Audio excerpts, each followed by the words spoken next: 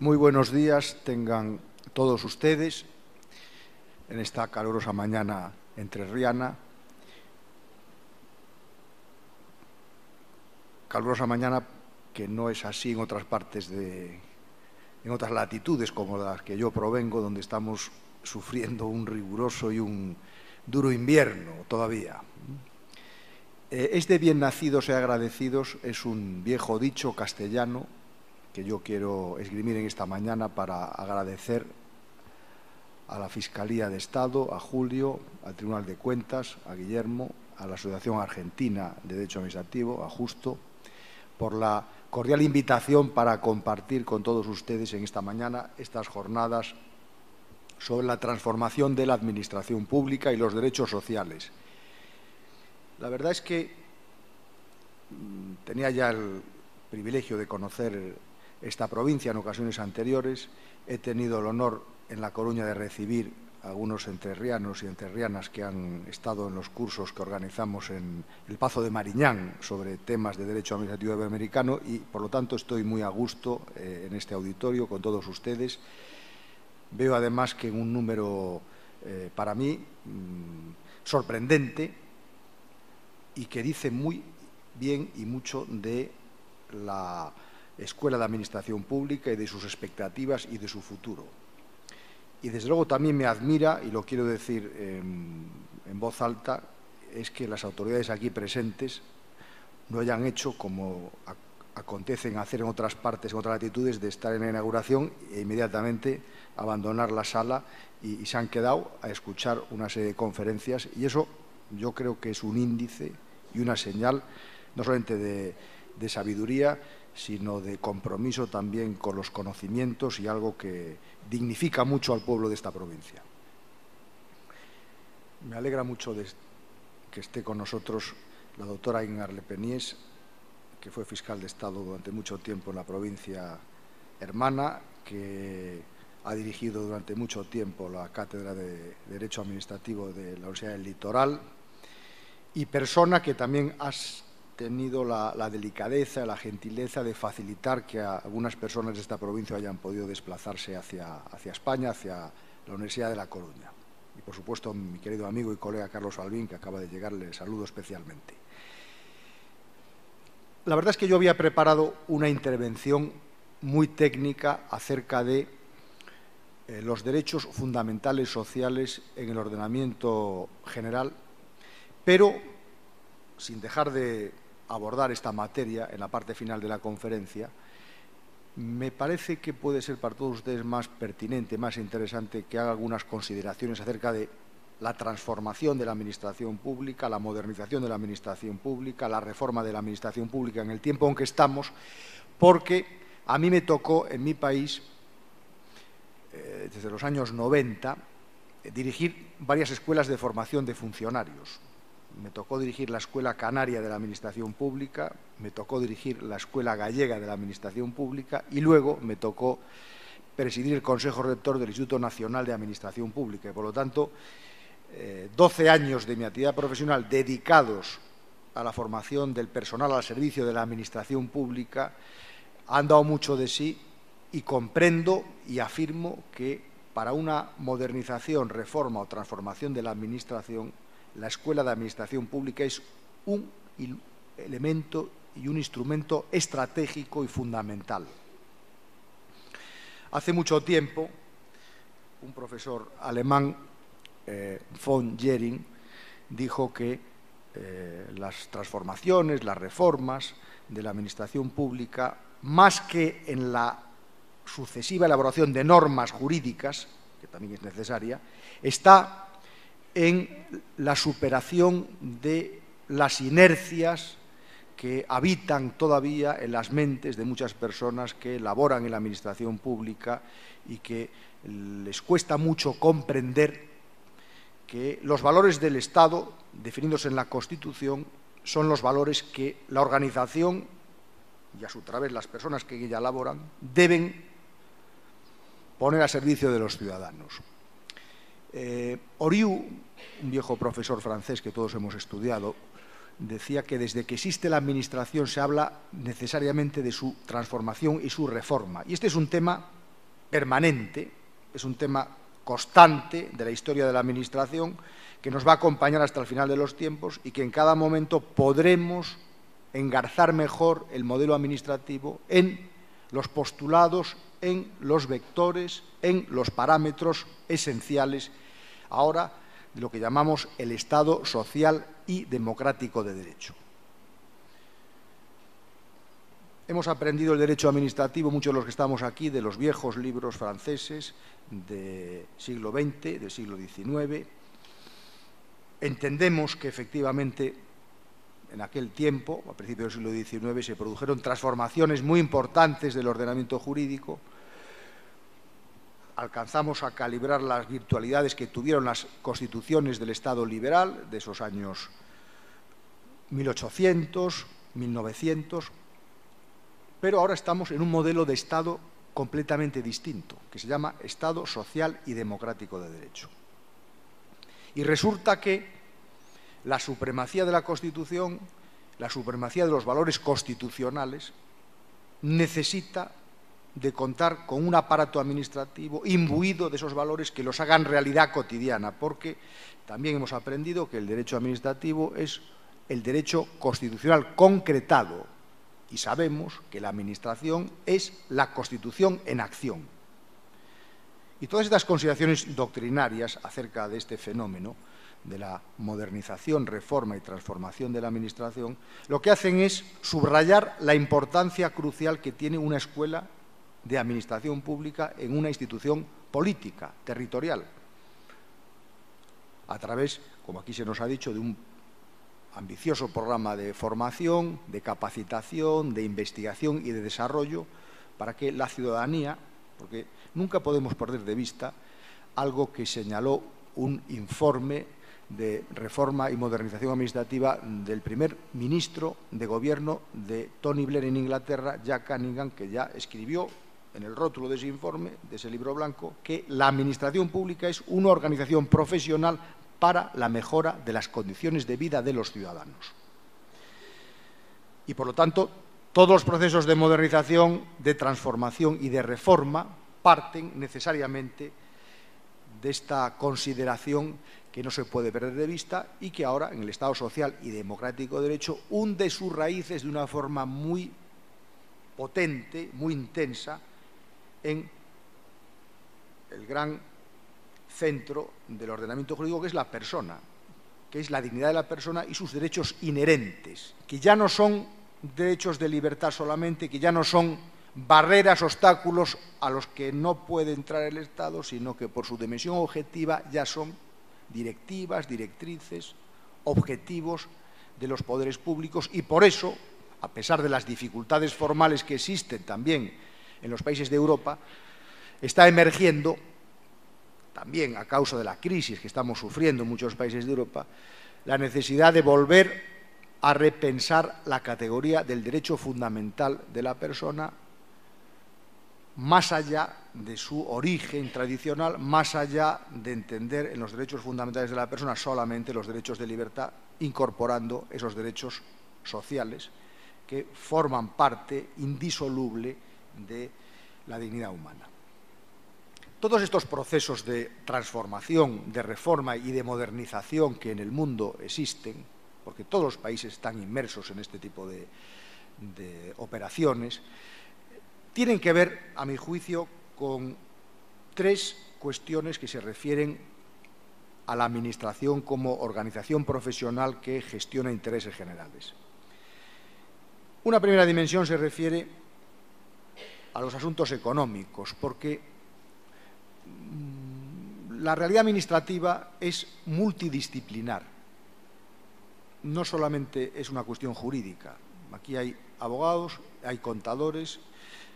hay gentes del derecho, gentes de la economía y tenemos que convivir estrechamente unos con otros.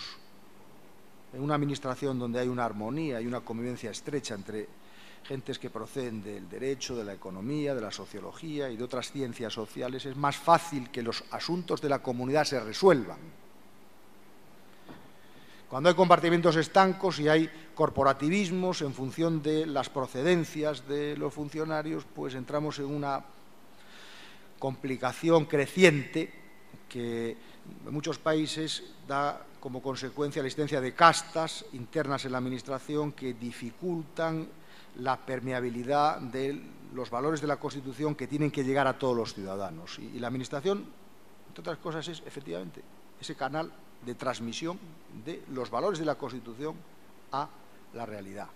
Y claro, la legalidad administrativa que hemos aprendido en los viejos libros de derecho administrativo, nosotros en Europa fundamentalmente francés, los libros de La Ferrière, de Berlemie, de Ducrot, de los primeros padres del derecho administrativo del siglo XIX, está pensado, insisto, para una constitución liberal, para la idea de la vinculación positiva y negativa de la administración a la ley. Pero es que ahora la ley es el desarrollo de la Constitución y la Administración tiene que superar esa idea de que solamente puede hacer lo que le permite expresamente la ley o puede hacer aquello que la ley no le impida. Por supuesto que la legalidad hay que seguir manteniéndola, pero hay que levantar un poco la visión y hay que engarzar esa legalidad con el bloque de la constitucionalidad y con los parámetros y los valores que están en la Constitución. Porque la Administración también tiene un compromiso constitucional con que los derechos fundamentales que están definidos en la Constitución sean una realidad cotidiana. Claro, esto que ahora estamos pensando y repensándolo en Europa por causa de la crisis económica y la necesidad de que los aparatos administrativos sean mucho más eficaces en relación con la satisfacción de los derechos sociales fundamentales, plantea esta necesidad doctrinaria que va más allá de algo doctrinario que tiene que ver con un entendimiento político de lo que es el modelo del Estado social y democrático de derecho. Decía que hay tres dimensiones en la transformación de la Administración, una que tiene que ver con lo económico, otra que tiene que ver con lo funcional y otro que tiene que ver con lo esencial. Se puede resumir diciendo que se necesitan administraciones más sencillas, más pendientes de los problemas reales de la ciudadanía y también que tengan un coste razonable. Más sencillas porque los procedimientos administrativos en muchos países del mundo se han demostrado que son pesadas cargas que tiene que sufrir el ciudadano,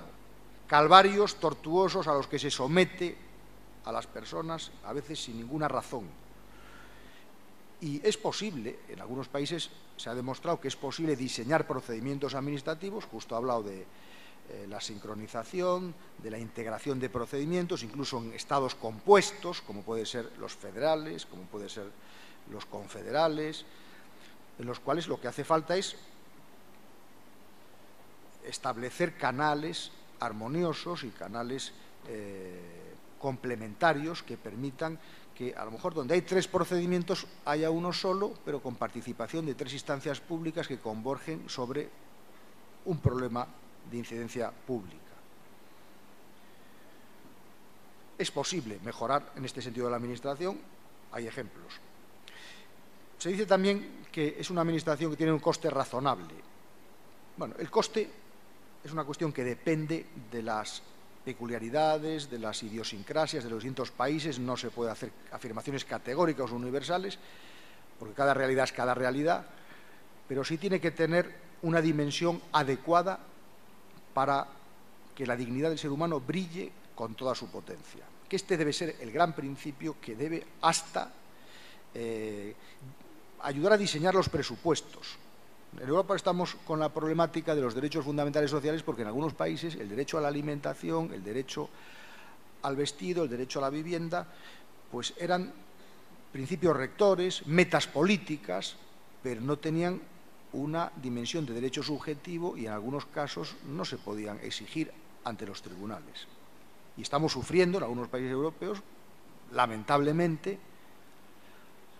probablemente por una irrazonable e irresponsable forma de gestión pública basada en un endeudamiento colosal y continuo y acelerado, estamos sufriendo una situación de gran penuria que estamos sobrellevando lo mejor que podemos, pero que nos está planteando en este momento el desideratum y el desafío de dotar a estos derechos de dimensión subjetiva.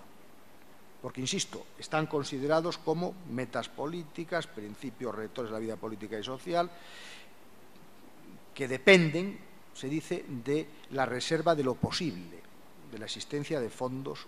para atender estas necesidades. Pero el problema es al revés. El problema es que los ministerios sociales, sus presupuestos, tienen que diseñarse en atención a necesidades colectivas que existen en cada comunidad. Y si un país o una región o un Estado tiene deficiencias en materia de vivienda, alimentación, etcétera, lógicamente en esos presupuestos tiene que haber unos mínimos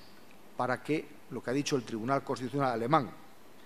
en un país que no tiene reconocidos en la Ley Fundamental de Bonn los derechos sociales fundamentales como tal, pero sí tiene un Tribunal Constitucional que se ha caracterizado por una brillante forma de argumentación racional partiendo de los postulados básicos del Estado social, de la dignidad del ser humano, de la centralidad del libre y solidario desarrollo de la personalidad y de la acción promocional de los poderes públicos, han conseguido ir alumbrando derechos sociales fundamentales que no están en la Carta Constitucional, pero que son una realidad porque el Tribunal Constitucional ha argumentado racionalmente sobre la base de las columnas vertebrales de la Constitución y entendiendo perfectamente que el derecho administrativo es el derecho constitucional concretado y si no es el derecho constitucional concretado, pues no es el derecho administrativo de un Estado social y democrático de derecho. Podrá ser el derecho administrativo de un Estado autoritario o de un Estado liberal puro y duro. Por lo tanto, la transformación que estamos observando va en esta dirección. Las escuelas de administración pública, en mi humilde experiencia de 12 años de trabajo, son un instrumento fantástico. Un instrumento fantástico, primero, para que los funcionarios y el personal de planta, de carrera, comprenda en su sentido más pleno su trabajo, más allá de las cuestiones técnicas acerca de cómo hay que resolver y manejar los expedientes, que eso es algo que se explica sin grandes dificultades. Para mí lo más complicado es el tema de la formación acerca del compromiso constitucional en la consecución de esos objetivos que están diseñados en la Carta Magna y que luego tienen que estar en la conducción de los expedientes. Yo recuerdo, como una anécdota, pues eso, yo trabajé en la primera escuela de administración pública en el año 1988, que ya, como decimos en Galicia, ya choveu moito, ya llovió mucho desde entonces, pero recuerdo que un profesor de la facultad me dijo, mira, a partir de ahora te va a tocar resolver expedientes administrativos. Eres profesor, pero ahora te va a tocar expedientes administrativos. Entonces te doy un consejo, mira, en esos expedientes hay personas, hay realidades vivas. A veces hay peticiones que no tienen ningún sentido, pero generalmente hay derechos de personas, individuales, sociales, de incidencia colectiva. Intenta sensibilizarte con esta realidad porque tú y tu gente en esa organización podéis cumplir los objetivos de la Constitución. Entonces uno dice, claro, efectivamente, una unidad de gestión en materia de vivienda, en donde desde el director o el ministro hasta el último funcionario de planta son conscientes de que de su trabajo cotidiano depende que se vayan a conseguir los objetivos de viviendas de protección pública para ese ejercicio, pues es una organización que está cumpliendo sus objetivos constitucionales. La administración pública también, en orden a su transformación, y es una idea que en las escuelas de administración pública que he dirigido ha estado siempre presente, tiene mucho que ver con el servicio, tiene mucho que ver con la objetividad y tiene mucho que ver con el interés general. Con el servicio, porque todos estamos aquí,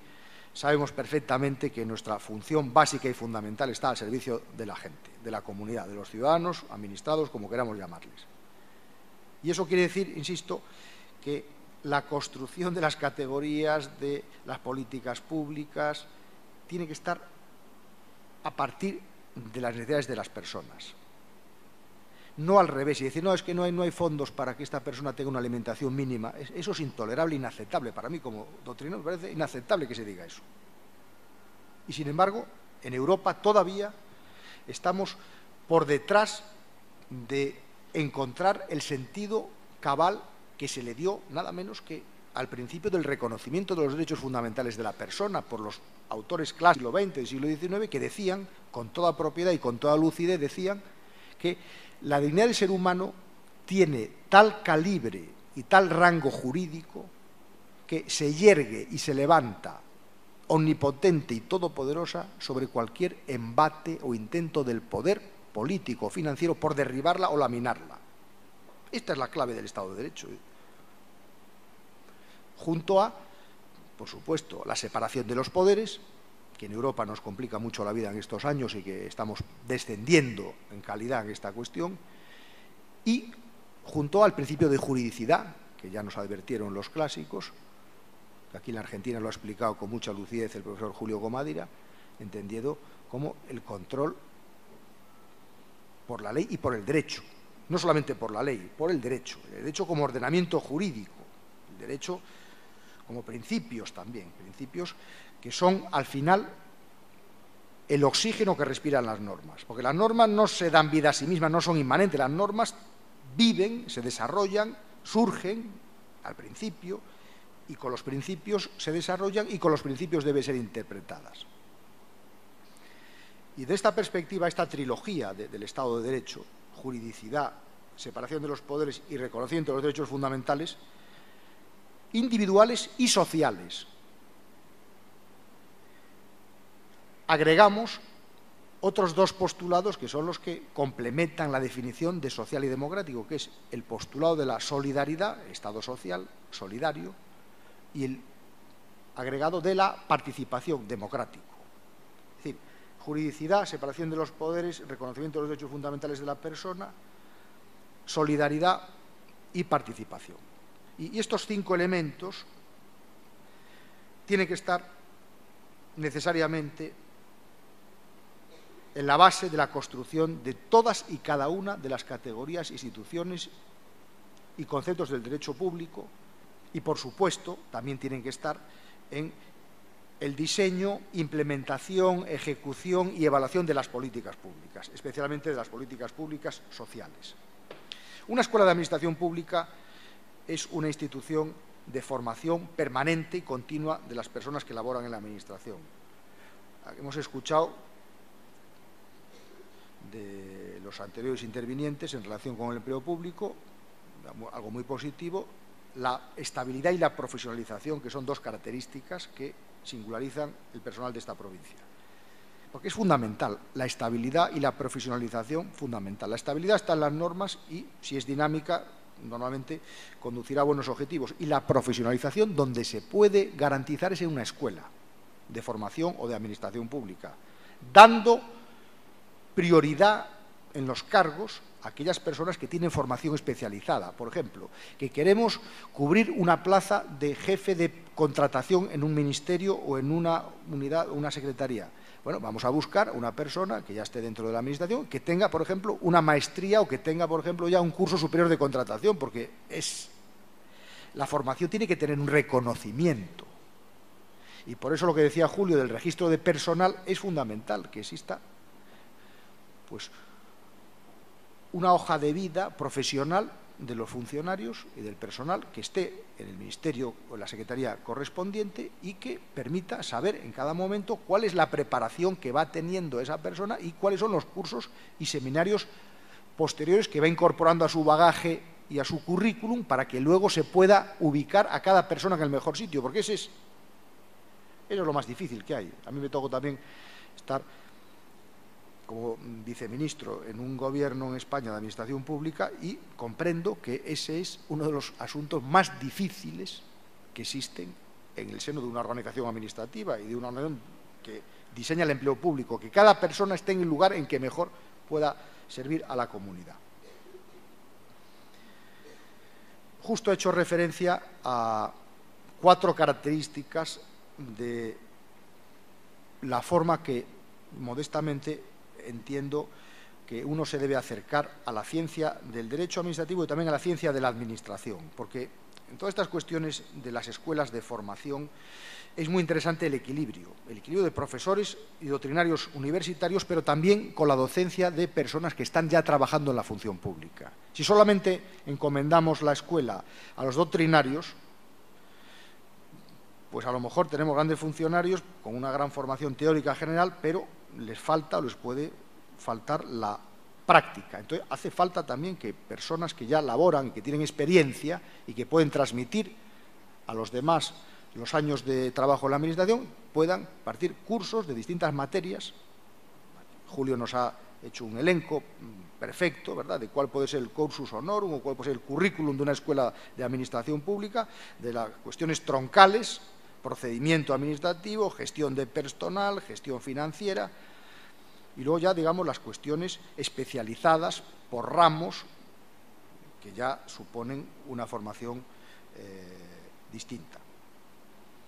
Esas características de esa forma de acercarse a la administración pública y al derecho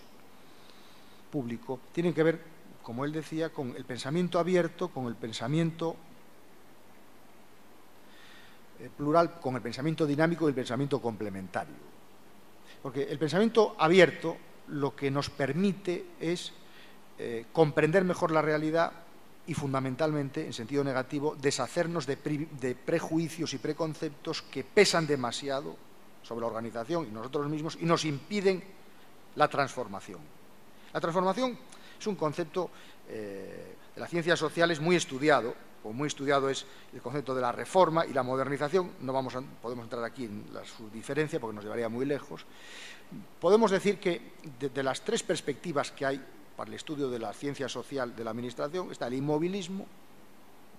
que ustedes saben perfectamente lo que es, a pesar de que a veces se diga que vamos a cambiarlo todo, pero como decía Lampedusa, para que todo quede igual. Luego está la idea de la revolución, que es la transformación in toto del orden social, y luego está la visión desde la modernización, la reforma y la transformación con sus matices, que lo que supone es actuar sobre lo que ya existe, mejorar lo que ya existe, que es una posición, yo creo que la más prudente e inteligente de las tres.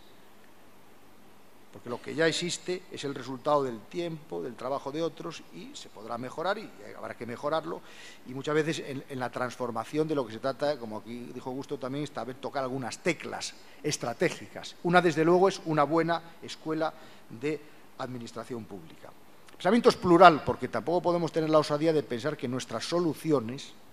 a los problemas sociales o jurídicos son las únicas o las más valiosas, ¿no? Hay que escuchar y hay que acercarse también con una mentalidad de aprender de otras realidades, de otros contextos, de otras personas. Es dinámico el pensamiento en la materia del derecho y de la administración porque las instituciones cambian y se transforman a gran velocidad, y lo estamos viendo con la globalización, pero cuidado, deben mantener su identidad y deben mantener sus elementos característicos, que para nosotros en la administración, el derecho administrativo, es el servicio, la objetividad y el interés general. Siempre la administración va a estar al servicio de la comunidad, siempre. Siempre la administración va a tomar decisiones presididas por la racionalidad, porque atrás quedó el Estado absoluto, atrás quedó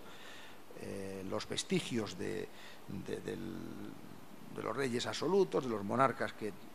hacían del capricho su fuente de poder,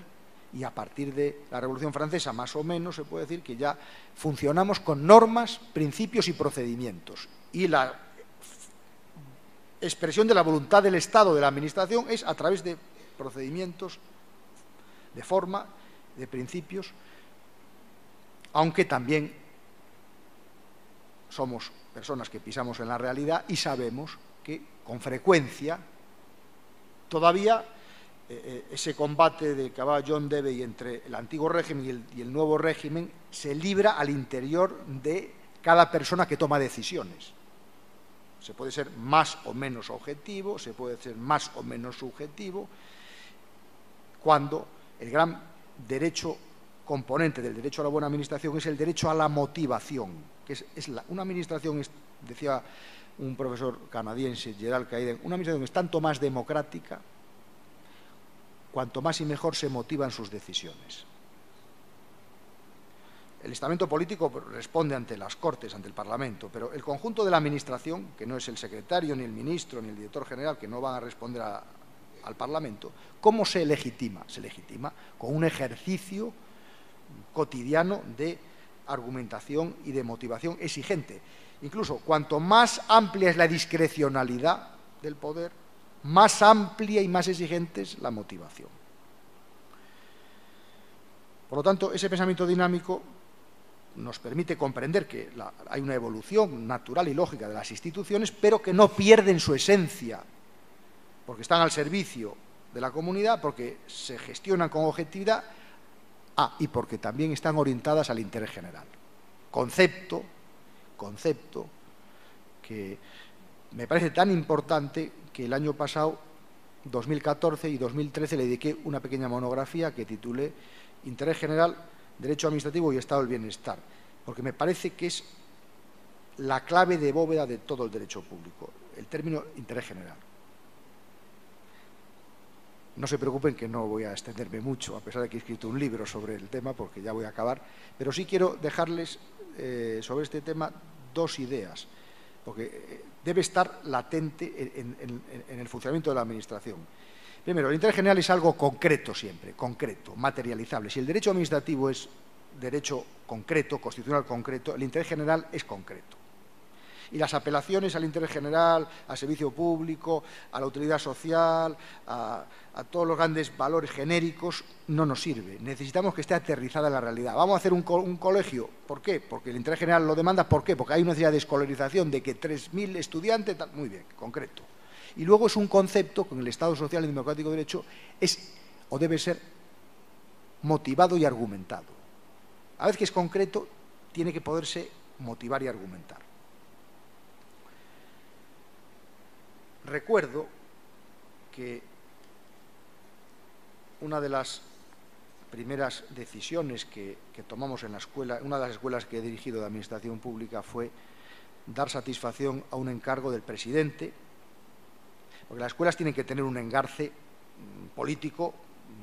alto, tienen que estar dependiendo de la dimensión política máxima, si es posible. El AENA en Francia depende del presidente del Consejo de Ministros, no depende del presidente de la República, pero depende del presidente del Consejo de Ministros.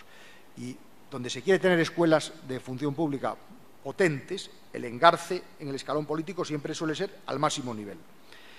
Y por lo tanto, desde ese punto de vista, recuerdo que el presidente nos pidió un dossier sobre la evaluación del rendimiento en el derecho comparado. Estoy hablando del año 1991. Bueno, entonces se reunió el Consejo Directivo y pensó a ver cómo podía, en el plazo que se nos había encomendado, elevarle un dossier sobre los distintos modelos que había en el mundo de evaluación del rendimiento, sobre todo en la dimensión subestatal. Para nosotros en Europa, subestatal quiere decir la dimensión regional, comunidades autónomas, no del Estado nacional, sino comunidades autónomas, regiones. Entonces, bueno, pues se encargó a una comisión que hiciera un proyecto y entonces estuvieron trabajando físicamente allí en la escuela durante un tiempo y llegaron a la siguiente conclusión. Mire, hay dos modelos. El modelo del Länder de Baden-Württemberg y el modelo de la región de Lombardía en Italia, que son los dos modelos que nos parece que son los modelos que a ustedes les pueden servir. Bueno, entonces empezamos a ver y comprendimos cómo es posible que se pueden evaluar cuestiones que parecen inevaluables. Y todo se puede evaluar. Hasta la calidad de los informes jurídicos se pueden evaluar. Por supuesto, los elementos materiales más fácil, ¿no? El número de expedientes, el consumo de luz, de electricidad, de gas, de los carros, luego aspectos como la motivación de los actos administrativos, cuántas modificaciones presupuestarias se hacen en ese organismo, cómo se hace la selección del personal con arreglo a una planificación, cómo los objetivos del organismo se cumplen o no por la organización, qué comisiones se han organizado dentro de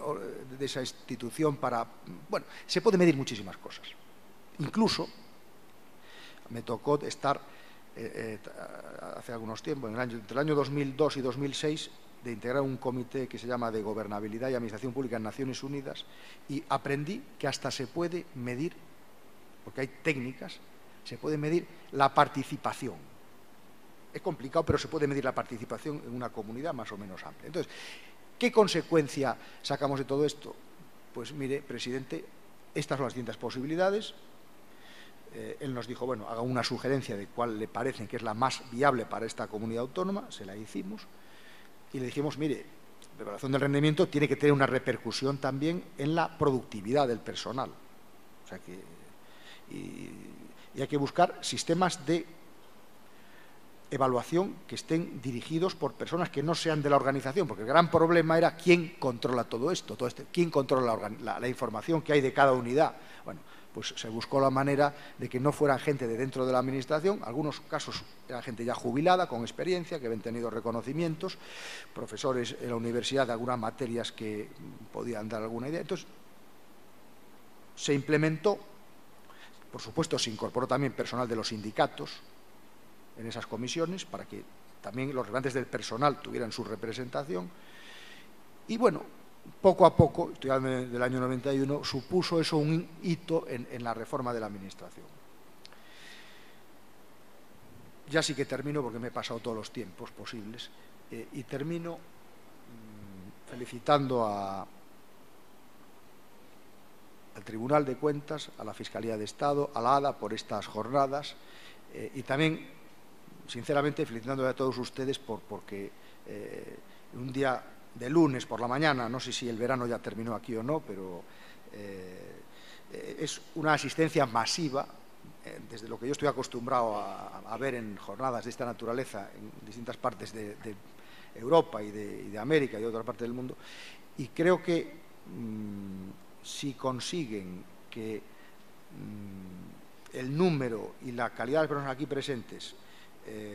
revierta en eso, en cantidad y calidad de su escuela, están llamados a hacer grandes cosas, porque mi experiencia de esos 12 años de formación en las escuelas es que es una tarea, la de la Escuela de Administración Pública, que vale la pena. Muchas gracias. Muchas gracias, doctor Reina. Muchas gracias, doctor Rodríguez Arana.